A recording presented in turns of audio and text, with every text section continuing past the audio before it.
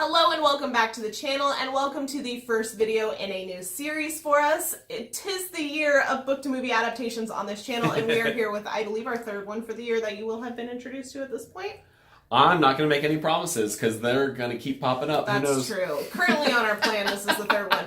So today we are talking about NOS4A2 by Joe Hill. A little bit of background on our history with this book. We have both read this book. We did on audiobook a few years ago, and when we heard that there was going to be a TV show adaptation on AMC, we decided we wanted to reread it and do a whole series around it. So thus, here we are. This is a very lengthy book. You've probably already seen how long this video is. Get a snack. So, if you guys don't know who Joe Hill is, he's actually Stephen King's son, and he has his own novels. He is an accomplished writer, and spoilers, the first time we read this, we quite liked it. Oh, it's my favorite horror novel of all time.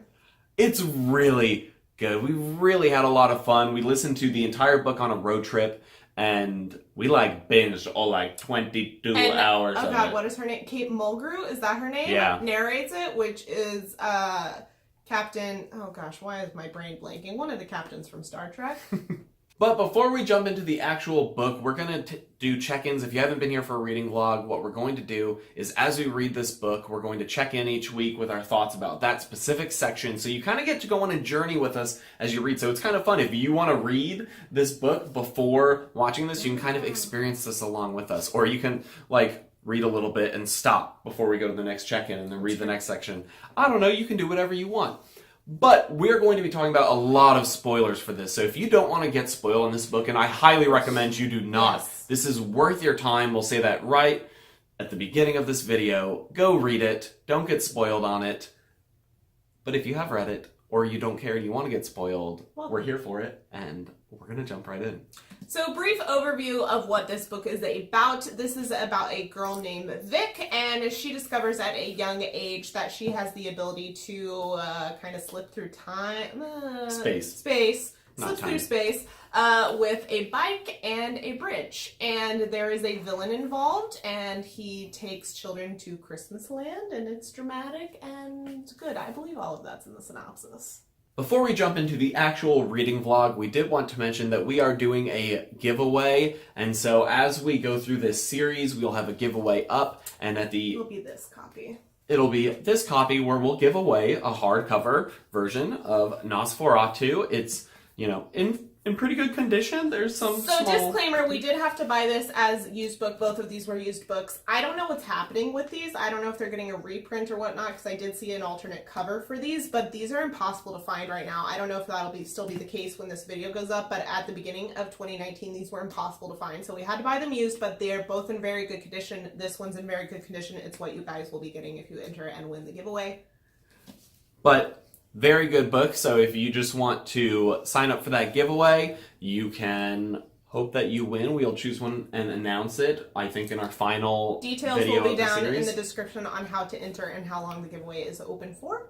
But it costs you nothing, and so make sure you get involved and check it out. So let's talk about the beginning. This jumps right in, and we follow a Charlie Manx. He is in a coma. He is a vegetable, and... the book tells us that apparently he was a pedophile, or at least a child murderer. 70-ish children disappeared, and he was the cause. And at this point, he's catatonic.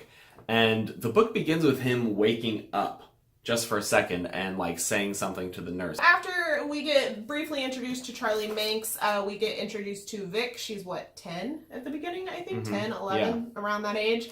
And she discovers one day that when she's kind of always had this knack for finding things, is how we're introduced to her. Somebody says, oh, I've lost, etc. She's able to go find it, and at first you're like, what do you mean you're able to go find it? It just appears. It's kind of like when your mom, and you're like, I can't find the thing in my room, Mom, and then she walks upstairs and she finds it, and you're like, what is this witchcraft? It's like that, but actual kind of witchcraft. She has this bike, and she goes across this bridge, and she thinks about where she wants to go, and she appears where that thing is that she's looking for. The beginning of this book almost has a little bit of whimsy in it, even though it's kind of dark. So especially as she's a child, the tone of this is kind of fun. She finds out that she can ride this bike across a bridge that doesn't exist anymore, and it transports her where she wants to go. And so she thinks about finding like her mom's bracelet, and poof, she can be a city over. She pops out of this bridge, she rides across it on her bike, and then she can grab it and ride back. Kind of cool. Very cool. We also learned in this first section of the book, for reference, I think we read about 148 pages for this first section, so I think we're going to be doing 150-ish per check-in. We'll see how it goes. We're kind of trying to find good breaking points as we go. But we also learned a little bit about Vic's family. She has a very tumultuous home life. Her father and mother fight a lot. Her mom's a little bit of a wallflower, but also neurotic. It's a weird combo. And we find out at the end of this section that her dad has actually left. By the end of this 148 pages, you've actually gotten into teenage Vic. So we start with 11-year-old Vic, and then we get to teenage Vic. But while we're still in Kid Vic land, she does end up meeting someone who has very similar abilities as her. Absolutely. So at the age of 13, she is searching for answers about her ability, because every time she finds something, she's been telling herself that that's not really what happened. It's almost like her brain tries to like make sense of this crazy, unrealistic ability she has. And it hurts her as well. Every time she travels, her eye hurts really bad, and to the point where she's sick for like a day afterwards. And so she looks for answers, and she finds them by transporting herself to Ohio. She's in Massachusetts. She poofs over to Ohio and meets a librarian. So she meets Maggie, who I think is like, what, 16, 17? She's a little bit older. Or 20. She's like she's 20. in her 20s, Okay, yeah. So she's a young adult, and she works in a library. And she's kind of like, oh, I was expecting you. Like, I was wondering when you were going to show up. And you're like, what is happening? And it turns out that Maggie has a similar ability as Vic, but her trick is that she can pull Scrabble tiles out of the bag you pick Scrabble tiles out of, but it's like a bottomless bag, and it always gives her the letters for what she's looking for. She just has to figure out how to arrange them correctly. And so she kind of gives Vic a crash course in what's been happening to her. And essentially, the way they explain it is that they are able to mess with space a little bit. Like there's these, how do they describe, is it like folds or...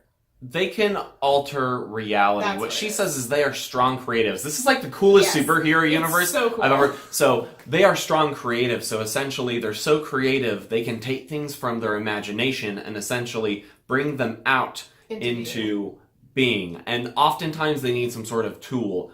Maggie refers to it as a knife. So her knife is the bag where they can use the knife to cut the fabric of reality and bring things from their imagination in. So you have like a knife and then like the other tool you use. So her bag is like the knife, and then her tiles are like what the answers are. And for Vic, her bike is the knife, and the bridge is her vessel, essentially, to move through this cut that she makes into reality.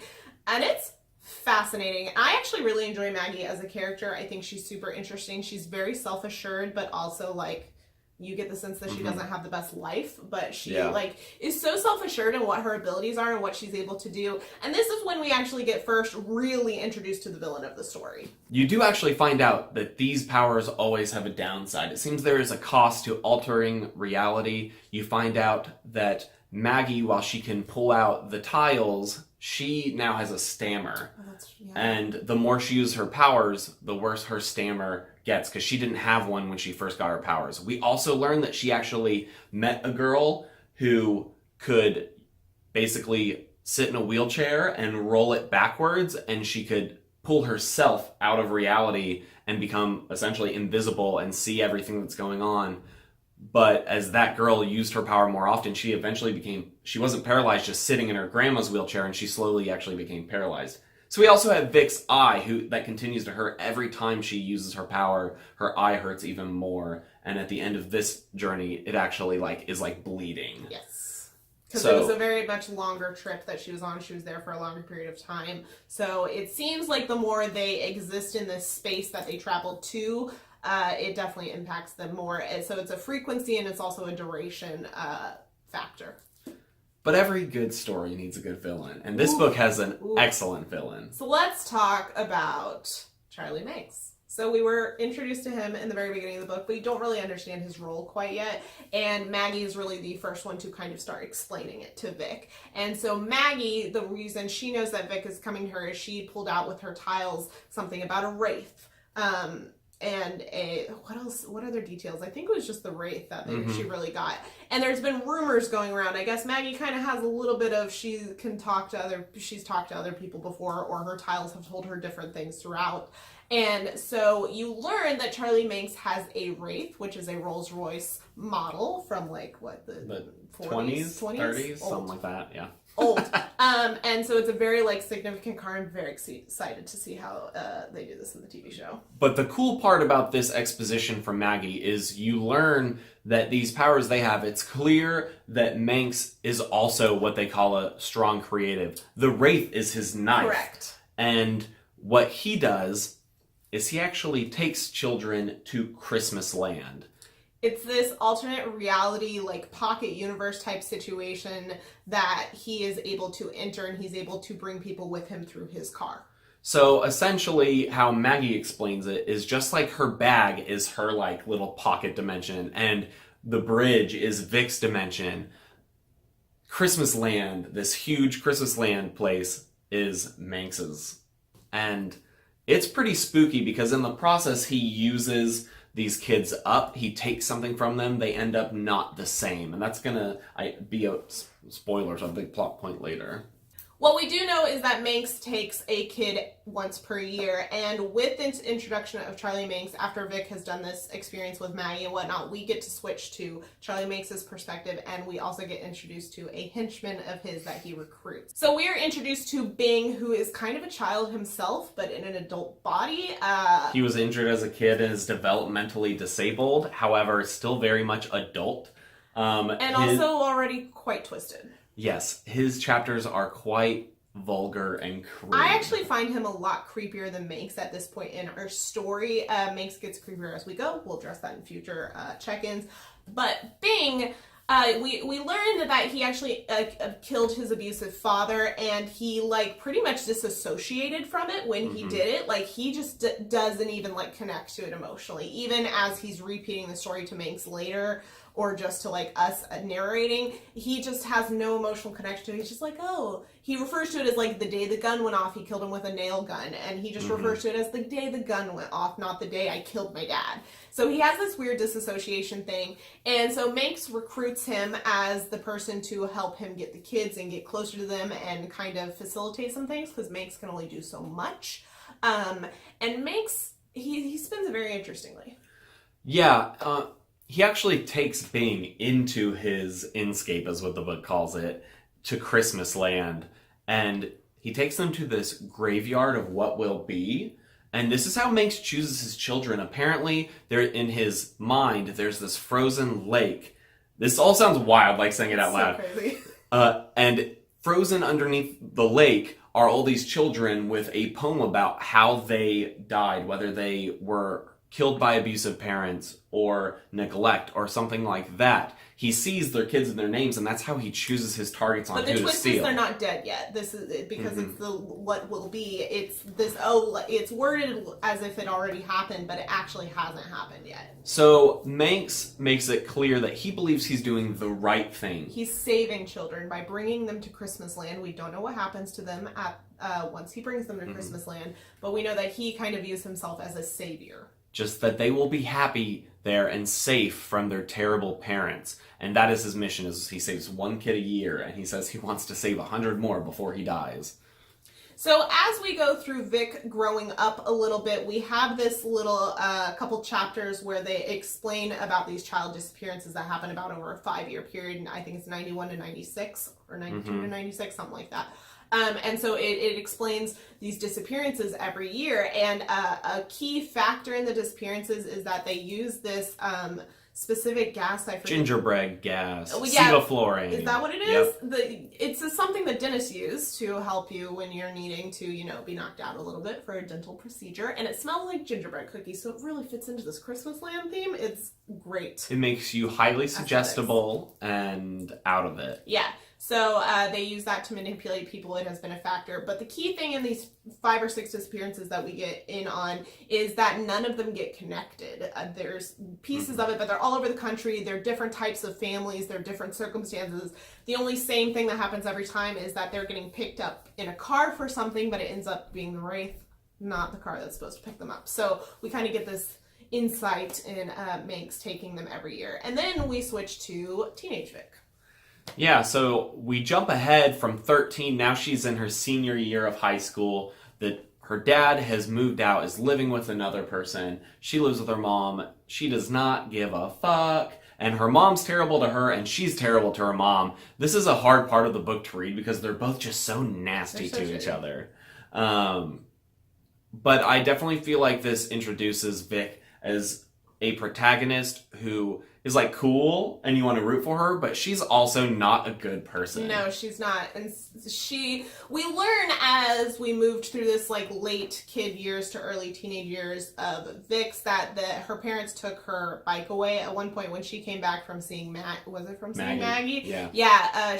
Because she was there for so long, her physical consequences made her sick for days on end. And so she assumed that her bike had been lost because her parents kept saying, oh, I'm sad that it's gone. She's going to be so upset, blah, blah, blah. And then we moved to teenage Vic. She gets in a fight with her mom, runs away, sneaks back in, yada, yada. Finds her bike in the basement, her original bike, because her new bike... Her knife. She needs the knife. Just any bike will not do it. It's this one piece of equipment that can't be replaced. So she's in teenage years. She's kind of rationalized all these things that happened to her as a kid. She's not able to do it anymore without her knife. And now she's been reintroduced to it. And that's kind of where we left off on this section. Yeah, she goes for a ride, and that's where it ends. She goes for a ride and she finds the bridge again. Yep. That has not shown up for her for years. And so we'll see what happens next. So a lot happened in this first Keep in mind, this is 148 pages of book. This is one of the fastest paced books I have read, especially for a horror novel and for something that is so atmospheric. I feel like most atmospheric books move at a very slow pace because they're really letting you sit in what's happening. But this is hella atmospheric and it's moving at like a breakneck pace. Yes, you already have, her, Vic, the main character, at like 3 different ages, having several adventures at each age. You have Manx and Bing's storyline. You have all this, so many shenanigans happening. Yeah, this book is so fast-paced.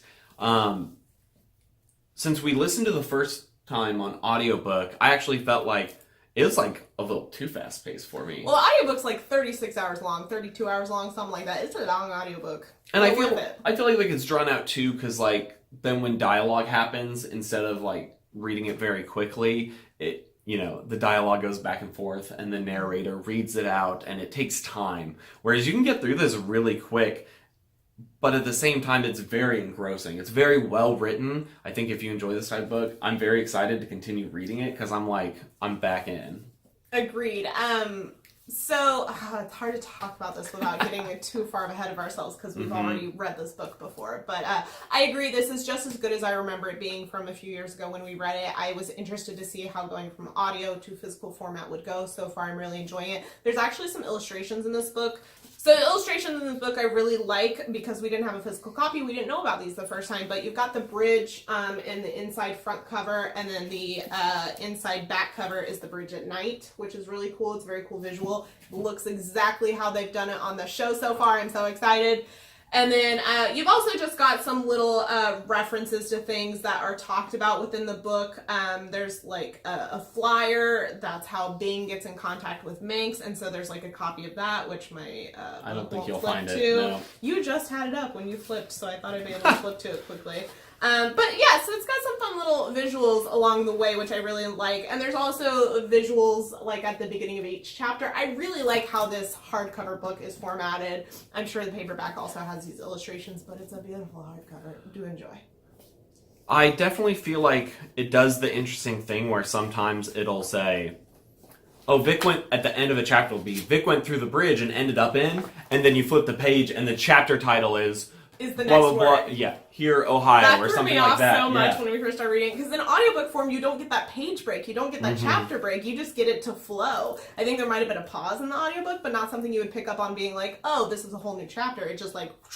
So, I definitely like the formatting of this. It makes it a very easy to read, fun read. I feel like it's very Stephen King feeling. I can definitely understand where Joe Hill gets some Stephen King influence, but I personally like Joe Hill's writing better. I think it doesn't carry some of the, okay, don't hate me people, pretentiousness that sometimes Stephen King's writing comes in. Sometimes he likes to get bogged down in the details and to really follow a path that doesn't necessarily feel like the critical path. Whereas Joe Hill stays very on point. Everything so far feels very necessary to creating the tone and story that he wants, and also very imaginative. This is one of the most interesting books that we've read, and I'm excited to reread it because the world building is so well done, and the concepts are something I've never read in another book before, like how they do this, the powers and the villains and the things like that. I've never read something like that, so. But we're excited to continue reading this book. I'm not sure how many check-ins we'll have. I think we originally planned 6, but we might shorten that to like 4 or 5. You'll see as you watch this video. Again, this is probably going to be a really long one. It's a long book. We have a lot to say. I don't know. We might end up splitting this between 2 videos at this point. Maybe we should. We'll see. You guys will probably already know that by the time this goes up. It has a little part 1 at the end of it, but we don't know yet. It'll be a journey. But if you're excited to continue reading this with us, I comment down below, but we're in the middle of the video, so we'll see you in a second with part 2. Part 2! Welcome everyone back to week 2. It's only been a few seconds for you, but we are here now a little more than a week later, and we have read another like 150-ish pages of the book. So we're sitting right around page 300 right now, and like the first part, a lot has happened. So at this point, we have confirmed we are splitting this into 2 videos, this reading vlog. So this check-in is going to conclude this section, and then we'll have a second video with the rest of our thoughts, because we're about at the halfway mark of the book, a little under halfway, but that's how it's going to be, because our first check-in was quite long. So let's talk about what happened in this one. So we ended last time, which you guys already saw 2 seconds ago, Vic now being a teenager, right? And she's having issues with her mom. So teenage Vic in this second section that we read finally finds the bridge again and goes through it with her bike and ends up at the Sleigh house. And a lot of shenanigans ensue. I think the biggest things that happen here is she meets a Christmas Land kid, a kid who has been rescued by Mr. Manx. And they are, rescued. They are spooky.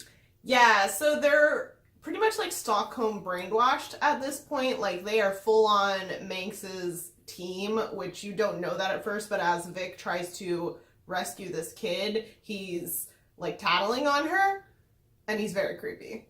They are basically creatures at this point. Apparently they have like cold, dead skin. They're basically undead.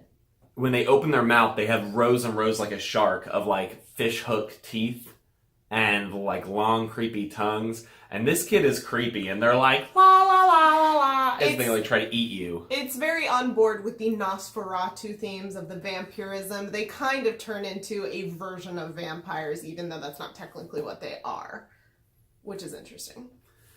So she meets this kid, tries to rescue him, does not work out, and at this point, both Bing and Mr. Manx show back up. So we finally have our hero meet our villain, which is a huge pivotal moment in this book, and it was fascinating.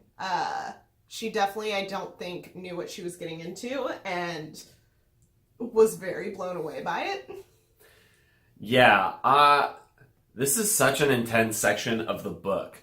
She is running through the house trying to find a place to hide from both the creepy kid who's trying to get to her, Mr. Manx, and I think Bing's just waiting outside at their bridge, and... Well, so Manx is, standing outside of the bridge, and he starts this monologue of, like, we're the same, we can do the same thing, like, it's the classic team up with me, join my team speech, which Vic, being the awesome person she is, was immediately noped out of that one. An interesting development is that he actually figures out that the bike is her knife and sends... Just like the car is his. Yeah, and so he grabs the bike and sends it back through the bridge, and the bridge closes. Yeah. So she's stuck. Yeah, she's stranded, and so she's in the house, she's trying to figure out what to do, and she ends up hiding in a pantry. And so, is it Bing or Manx who sends It's Manx. So Manx... Well, she sets the stove on fire. Oh, that's right. And then hides in the pantry, Yeah, so she basically sets the house to burn down, but hides in the pantry and gets stuck in there, because I think they put something in front of the door to where she can't get out, and she's, like, having to crawl up through this, like, vent or something and trying to get up to the roof. It was a very, very intense scene, and the way it's described, I love how Joe Hill describes, like, intense moments. Like, you feel like you're there. Like, I felt like I was smelling smoke and feeling fire and, like, experiencing what she was experiencing. It's so immersive.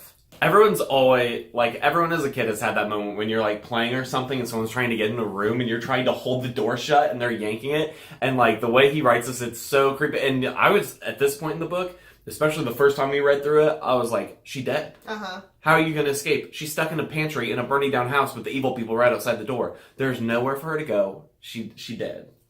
But she does end up getting out, and she makes her way to the road, and she manages to flag down someone who's on a motorcycle who turns out to be a character named, is it Lou? Lou. Yeah. Lewis. We just came off of a Lewis character on Pet Sematary. I get them confused. So Lou, who I guess is not that much older than Vic. I think he's a few years older than her. Yeah, they say, yeah.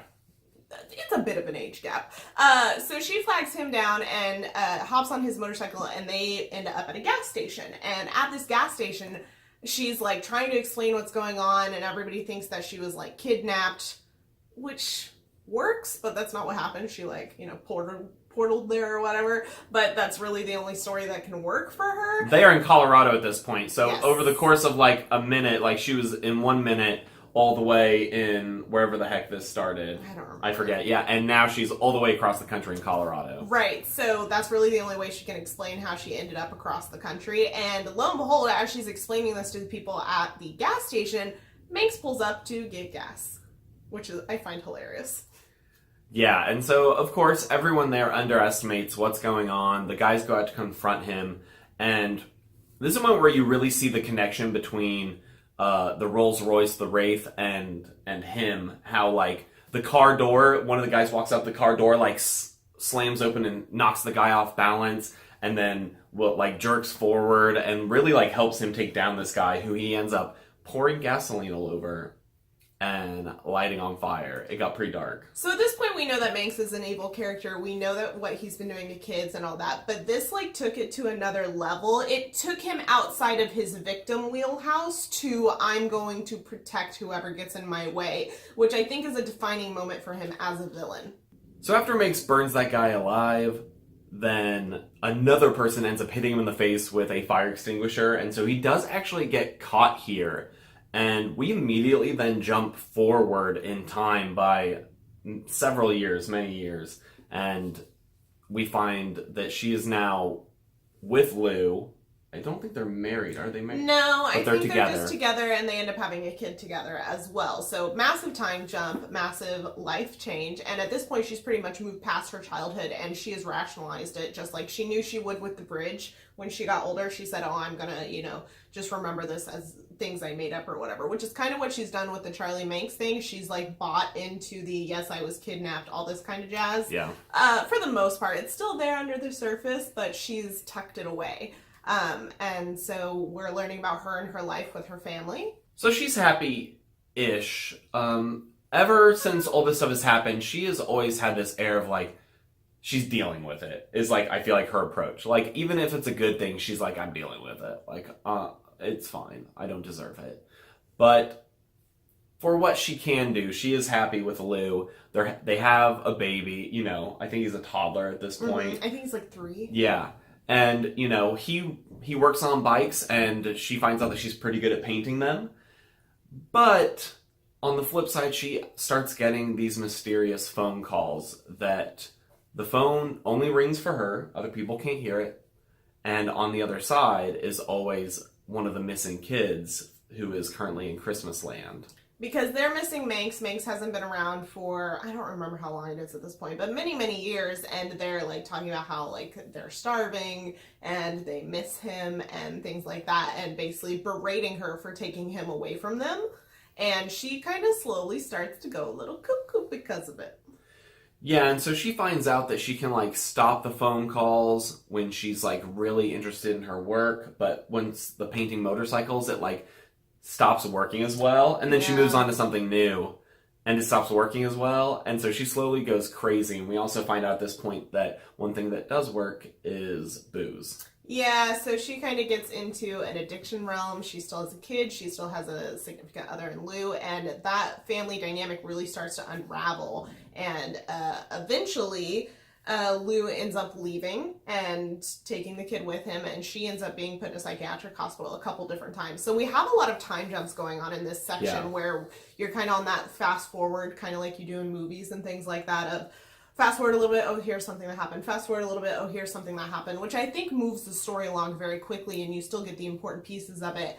But I also like how just enough is not said for you to kind of fill in blanks and make your own conclusions as well. Yeah, we really jump forward like another 10 years at this point, because the next time we follow up, we know that Wayne is like 12 at that point. So his name is Bruce Wayne. Bruce Wayne, yeah. So Wayne is now 12 at this point, which means that Vic's around, what, 40? Because she met him at like 18, then we jump to like the 20s, and then it's like another 10 later. 40s, yeah, late 30s. So like we just crossed a lot of time, and you kind of figure out what has transpired. She's continued getting the crazy phone calls. She's gone crazy. She's done all sorts of drugs. She's been through all sorts of therapies. Burned her house down at one point, trying to get burn all the noise phones. to stop. Yeah. So something that we find out in this process, because this book so far really likes to focus on Vic, and then we go back to Bing and Manx a little bit and find out what's going on there. Because Bing was not caught. He was not part of the arrest of Charles Manx. And so we don't know what's been going on with him. And we get a little bit of insight into him and what he had been doing to help Manx, because a big part of them capturing children is dealing with parents. And this is definitely one of those like twisted pieces of this book, but I find it very fundamental in Bing's character, because as we've stated before, Bing is very like kind of underdeveloped, but he's still like an adult and has adult urges, feelings, things. I don't know how to explain that, but like, so basically what he did with the moms is he played house with them, which encounters a lot of really icky, gross things, because he has this gas. He can make them very, suggestive, and he took full advantage of that. Yeah, so he basically captures, tortures, and rapes these women until but justifies he kills it because them. like they're happy and they're wanting it, and because he like manipulated them with the stuff, and then eventually he tires of them and disposes of them. He's really gross. And super gross. We also find out that he has helped Manx capture and take 9 children to Christmas Land. And Manx told him after 10 he gets to go to Christmas Land forever, but then Manx got caught. So one short. So this 10-year period that we've jumped forward, Bing's still waiting. He's like, where's my 10th person? We were so close for me to go to Christmas Land. I was promised this like light at the end of the tunnel for my work. I haven't gotten it. So he's kind of obsessed with this still, and is just waiting for Manx to pull him back in. But when we go back to Vic, we actually encounter a character from earlier in the book, now many years later. Maggie actually walks up to her on the sidewalk at one point and is just trying to talk to her in front of her house and being like, hey, do you remember me? And Vic's like, no. Well, and something to note here is that Maggie's stutter has gotten drastically worse from the last time that we spoke to her. So she's clearly been using her knife to manipulate reality and whatnot. So that's interesting, and she's basically learned more things about Manx, and that he's coming back, because at this point we know that he's kind of like escaped, he's woken up, that kind of thing starting to happen. So she has like some insight into that, and she's trying to convince Vic of it, that it's still a threat, that he's still out there. And she's like, hey, his body was stolen, because we do get this little tidbit about his body being stolen. I guess, did they think he had died? Yeah, he was autopsied. Yeah, he was autopsied, and then Bing took him, which was a real spooky scene. It gave me Haunting of Hill House vibes. That one part in the morgue. Yeah, well, apparently I don't think Bing even took him. I think he woke up. And just left? Yeah, because he said Manx showed up in a jacket with him. You're correct. And so they all got in the Wraith and they went off. So, yes. And then he's been catatonic since. So Maggie's trying to convince Vic that it's still this imminent threat, and Vic is just like kind of trying to come with terms like, why did no one tell me he like was missing? Well, she says released at first, but then it's not that he was released, it's that his body was stolen. Like, it's a whole thing. And she basically tells Maggie to get out. and leave. I think one of the more interesting parts of this novel is how it plays with reality. And so you have these fantastical powers, but then you also, there's almost like this thing where, since they're disrupting reality, it's almost like their brains just try to put it back in place. So at this point, Vic has convinced herself that, like, the voices she hears and all her memories as a kid, like, those were all delusions that she created for herself because she is clearly unstable. Like, at this point, it's her method of dealing with her trauma. Yeah, she's aware that she's like, I'm unstable because all these fantastical things couldn't be true. I made them up to make sense of some horrendous things that have happened to me, like with Manx. And so she doesn't even remember Maggie. She's blocked her out. She's put her in the box of memories that aren't real. And I find it interesting as she's trying to, like, access that, how she gets angry with Maggie for trying to, like, reopen those that she's tried to close the door on. And when we end up ending this little section that we read, you know, we're around page 300, is we learn that Bing and Manx have essentially moved into the house across the street. They have killed the old couple that lived there, and they are keeping an eye on things. Well, Bing is keeping an eye on things because Manx is pretty catatonic right now, and I don't know quite what we're waiting for. I don't remember this specific part of the book from our first read through. So I know that he's waiting for Manx to wake up and kind of be restored in order for them to continue with their 10th one, which I'm assuming is going to be Wayne. I think Manx is just, like, healing at this point. Yeah. I don't know. He's doing some, like, doctor regeneration bullshit.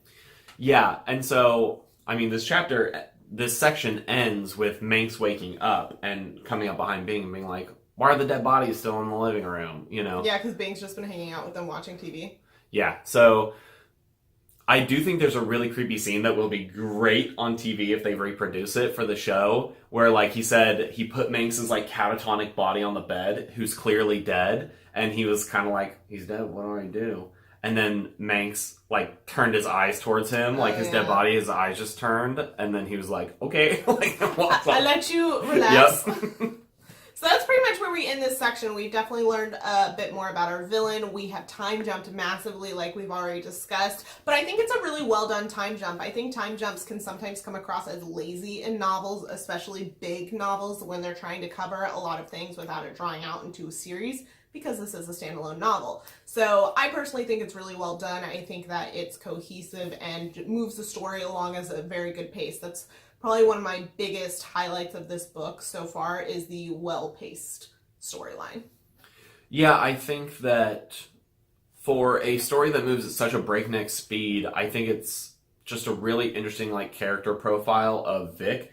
And to have, in just 300 pages, traveled through 40 years of her life and feel like you have a pretty good idea of who Vic is, what makes her, what drives her, and what are the things, you know, her character as a whole. It's a very good, like, I don't know, dissection of who she is over this period of time. And it makes you really invested in the struggle that you can sense is about to come up.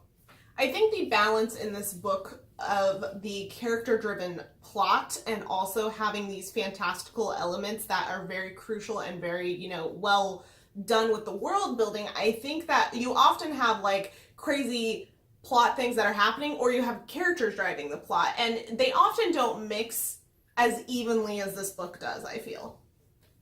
Yeah, but there's just always something crazy happening, and you're also seeing these characters develop so quickly and over.